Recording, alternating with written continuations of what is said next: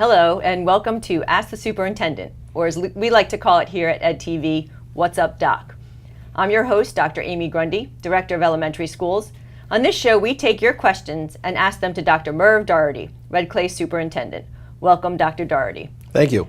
So let's get started. With the school year winding down, we have some questions regarding summer programming. What kind of summer programs are offered here in Red Clay?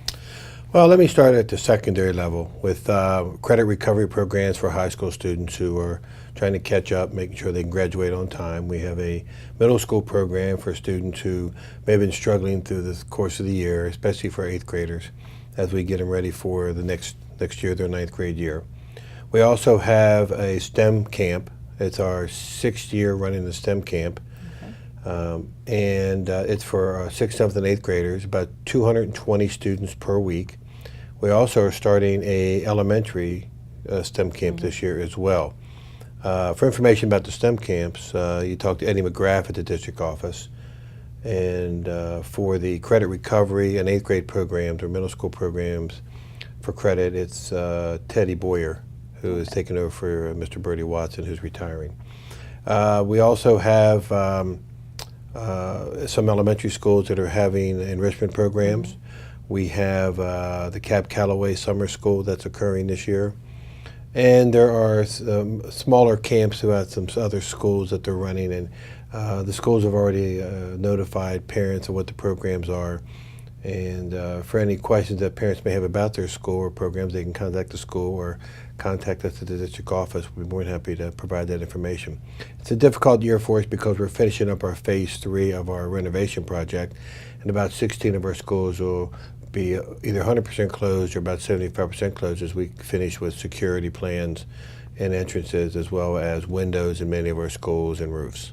Okay, so you kind of jumped ahead to my next question. So it sounds like, first of all, it's going to be a very busy summer here in Red Clay. Unbelievable. And so our schools open and our offices open during the summertime. You kind of mentioned summer under renovation. All of our schools and offices are open. It's usually 7:30 to 3:30, 8 to 4, usually those time periods that we have.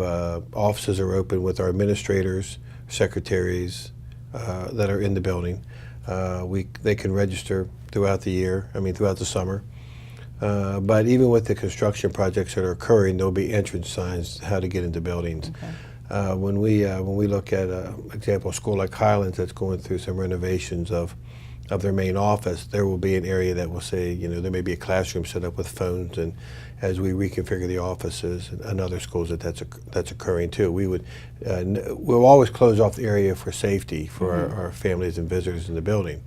But as soon as school is completed, we will start the renovations, and we roughly have about 10 weeks before we have to reopen up the school.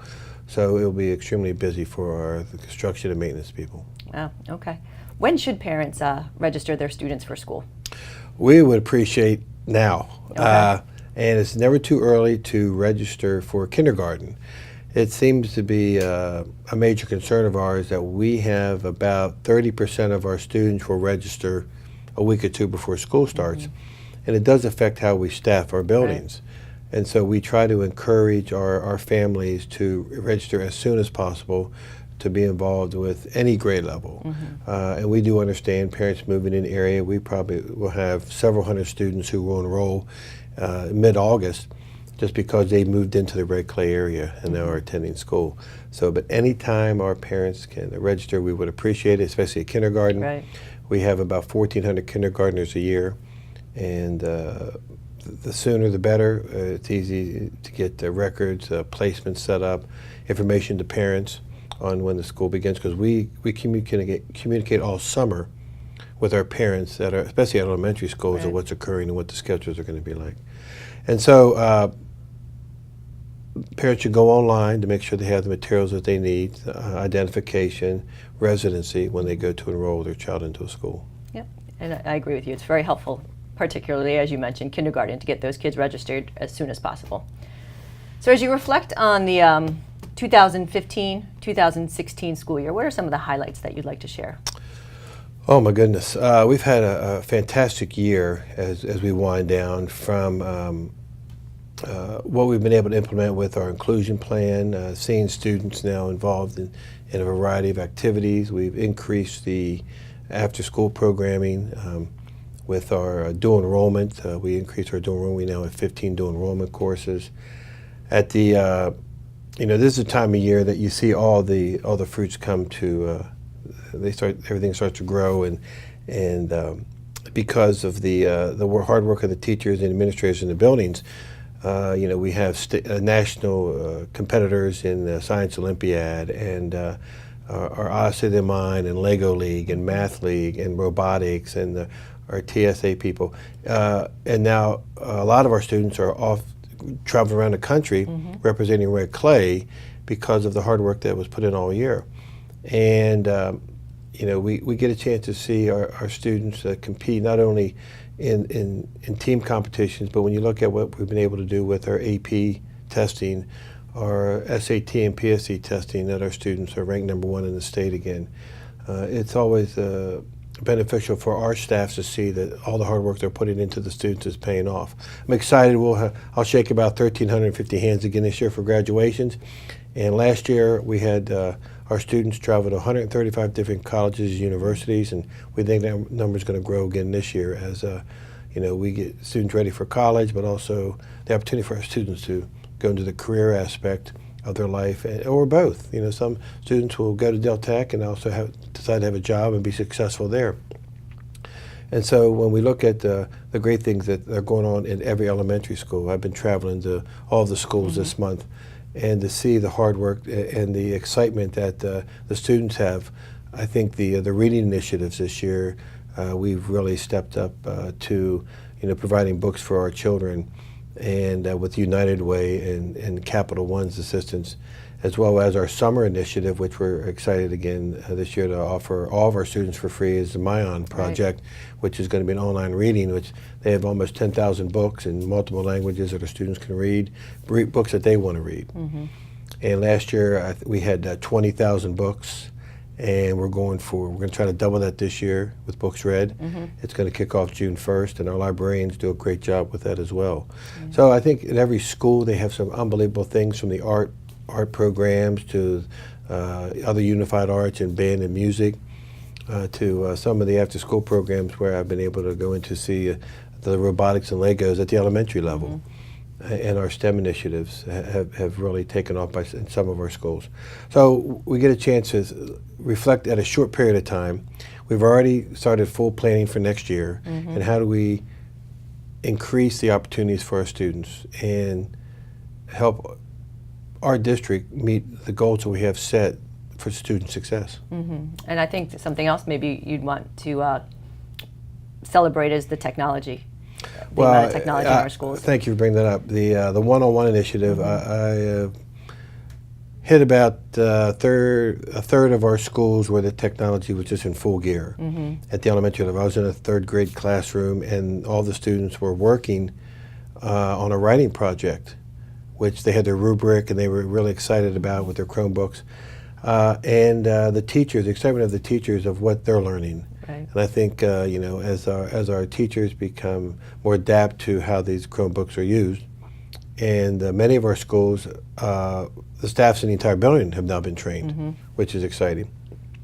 And everybody's excited because next year we're going to roll out the one-on-ones right at the beginning of the year and move forward. So that has been a very positive initiative, not only for our teachers but for our students.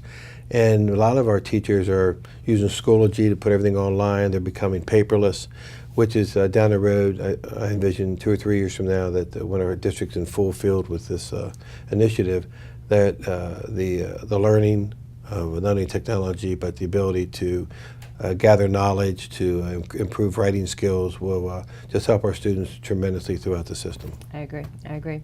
Can you tell us a little bit about the Hall of Fame Gala that Red Clay recently celebrated? Well, sure. The Red Clay Education Foundation is a 501c3 group that really raises funds that we can support students with activities and help students in. It could be transportation of events. It could, whatever we need, our schools need, or they want to provide. The gala was to honor educators and community members who were a lifelong contributor to students and their learning. So we had teachers, we had administrators, and we had community members. And we really wanted to have an impact on the first time we did this. We had almost 200 people show up for the 12 inductees. We had a very positive response by the people who attended.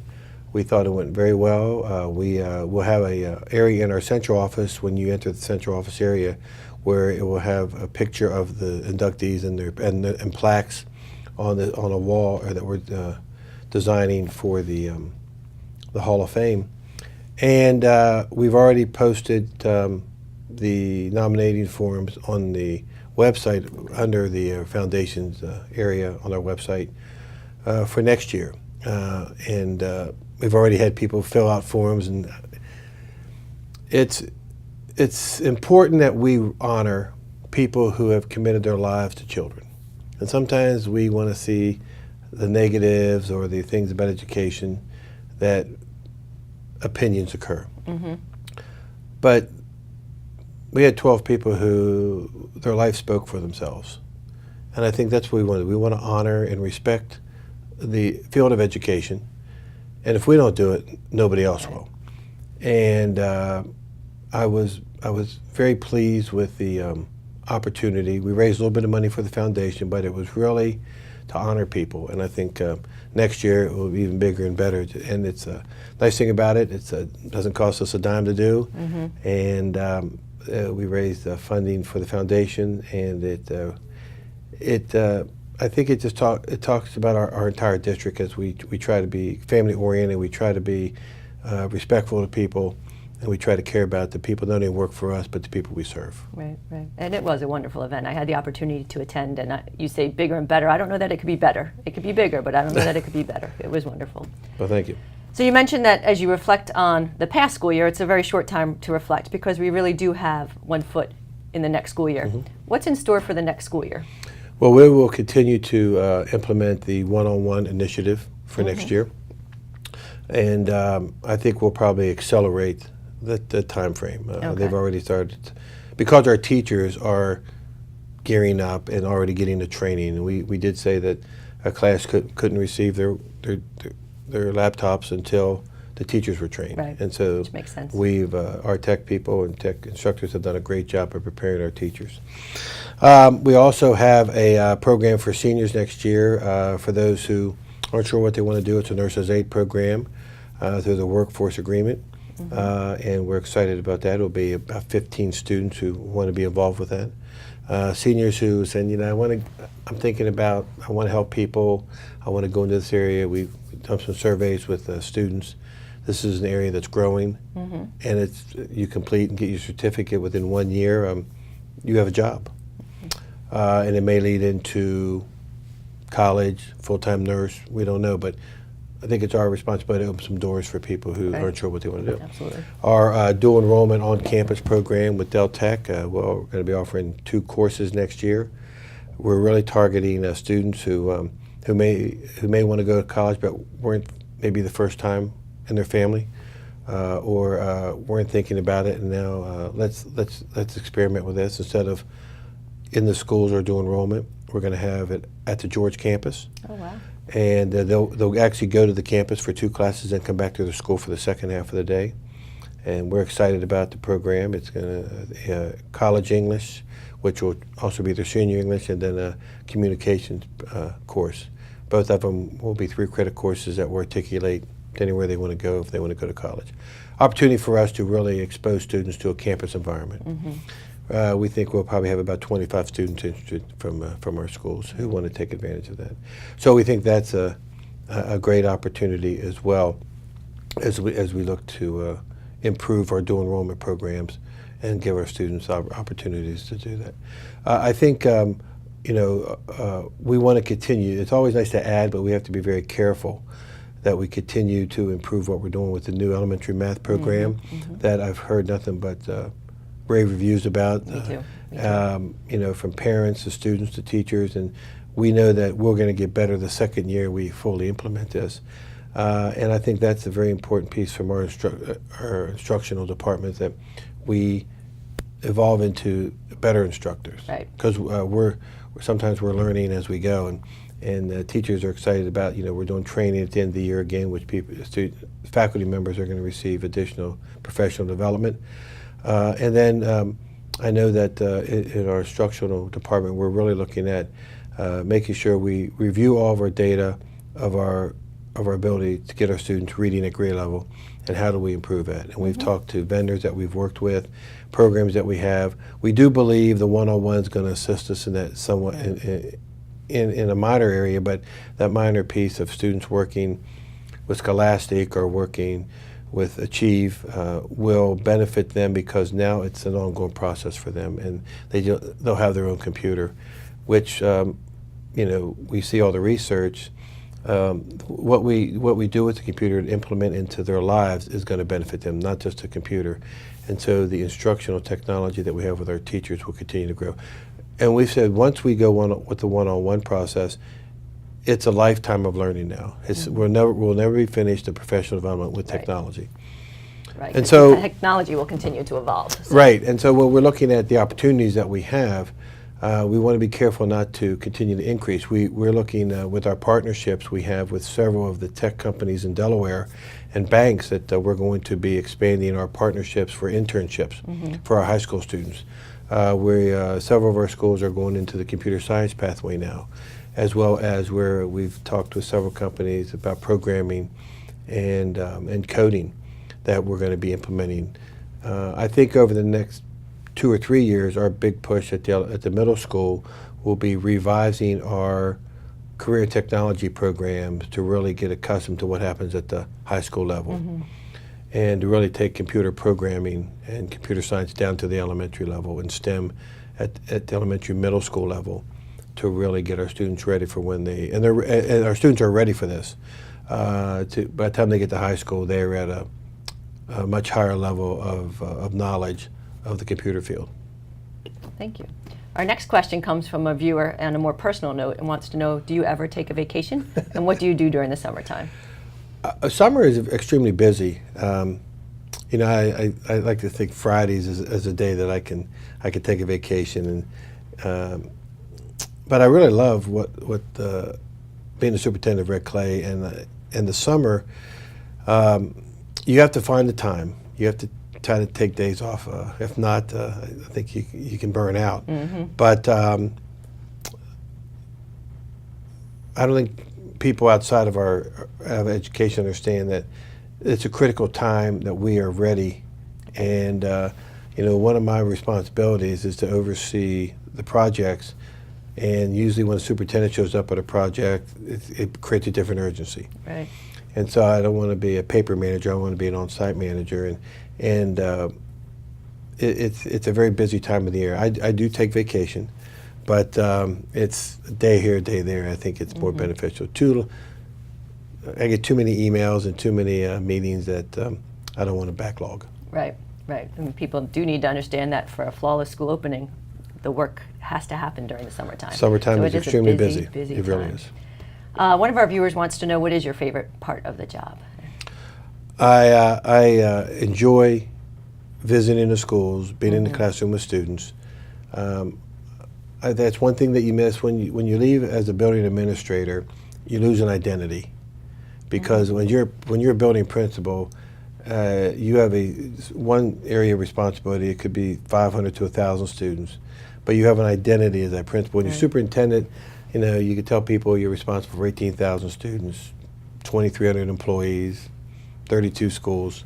But when you get a chance to go into the events, I like going into schools. I love going to events. People say they see me everywhere, but sporting events, concert, plays, dramas, art shows, because you get a chance to see the creativity and the wonder that our children create. And I think that's extremely important. I will deal with positive, negatives of each day, but in the evening when I can deal with, see just some really outstanding artwork, or listen to a elementary choir sing, it sort of brings everything into perspective why we do this. And I have to keep reminding myself that we're here for the students 100% of the time, and everything else can be I have to deflect. Right, and it is pretty magical when you see kids in those environments. So, yeah, that is the good stuff about this job. Talk about the dropout rate. I know it's something that Red Clay is very proud of, the reduction in the dropout rate. We were very proud. We received early April, our dropout rate was 1.7%. Wow. State average is 2.2. Being the largest school district in the state of Delaware, we were very pleased with that number. We were at 2% last year. We dropped again to 1.7. The staff has just done an unbelievable job in the schools, and we have dropout prevention and attendance plans in all of our schools. We believe that to prevent students from dropping out, several things have to occur. One, we have to create an environment that they know we care about them. Right. And we have to, Relationships are huge. Unbelievable. And you see the data that says why students drop out. The one that pops out all the time is the students will say that, well, nobody really cared if I was there. Right. So I think our schools, elementary through secondary, have done an outstanding job of creating an environment that we care about you. Mm-hmm. Everybody wants to talk about tests, and if people know me by now, I don't talk about tests. I talk about what do we need to do to make sure our children can be successful. Once we get them to the point where they can be successful, then other things occur. And in Red Clay, we've seen that happen to where as you go through the system, our numbers are the best in the state. And so that's why I think what they've been able to do to encourage students to be successful. We really target students, especially the middle and high school, about making sure that they're not overage, under credit, that they have a purpose and plan. Mm-hmm. And when students are struggling, especially in 9th grade and 10th grade, how do we pull them out of a class? How do we find out what the flaws are in their learning, and how do we help them get to that point? And I think we pick up a lot of students in 6th and to about 8% new students in 6th grade and 8th grade, and how do we make sure that they understand? We call it the Red Clay way, but it really is an opportunity for us to have students move forward and be successful. And I think we have a reputation. It'll be our 6th year in a row where we're going to lead the state in SAT, PSAT, college readiness, and multiple other areas that they're the important issues that people want to see. Mm-hmm. And with adding the construction and renovation projects, with adding a nursing program, with adding computer science and coding, our students have other options. Yeah. And Red Clay is unique. We have 7 options for high school. We have 8 for middle school now. And I think we're trying to find out where students fit in their lives. Not everybody's a cookie cutter. Not everybody's the same. Yeah. And our students need options. And when you have those options, and as I tell every 9th grade class that I meet with, our responsibility is to remove the path for you, the obstacles, so you can get the light to the end of the tunnel to be what you want to be. And if you want to go into the career field, if you want to go into go to college first, whatever you want to do, whatever your goals are, we want to help you get there. Right. Opportunity. It's all about opportunities for kids. Absolutely. So our final question this afternoon is, if a Red Clay parent, if a new parent comes into one of our schools, you mentioned the Red Clay way, Mm-hmm. what would you want them to note about our district or our schools if they were for the first time entering one of our schools? Well, that's a really good question. I've been meeting with all of the realtors and the Okay. businesses around especially in Red Clay, but also in Newcastle County. And I always tell them, I'm a stickler for how the buildings look. I think everybody knows that. Yep. But I think when you walk into one of our schools, one, you feel it's a safe environment, that it's a clean environment, and it's an area where you feel that there's learning occurring. Mm-hmm. And I believe as a parent, you walk into the building, your first 30 seconds to 2 minutes, you're going to get that feel of the building. And that's what was nice. I was in 3 schools yesterday, and I walked in, and they were spotless, they were secure. I walked in the classroom, students were engaged, and as I told the people with me, I would want my children to go to these schools. Mm-hmm. And I think that's what we have to be able to do as a district staff, that we treat them as if it was our home. Mm-hmm. And I tell everyone that it's extremely important that if I see something out of line, I will immediately speed dial someone. Right.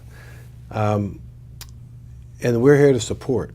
And I think we've, over the last several years, developed that point that our district staff is to support the schools. The schools is where the battles occur and where we win. And so when parents walk into a building, I want them to feel that this is the place where they want their child to go to school, Right. and they're confident that we're going to do the best job for their child. Perfect. Thank you. Thank you. Thank you, Dr. Doherty, and thank you for watching. Again, my name is Dr. Amy Grundy. This has been What's Up, Doc. Until next time.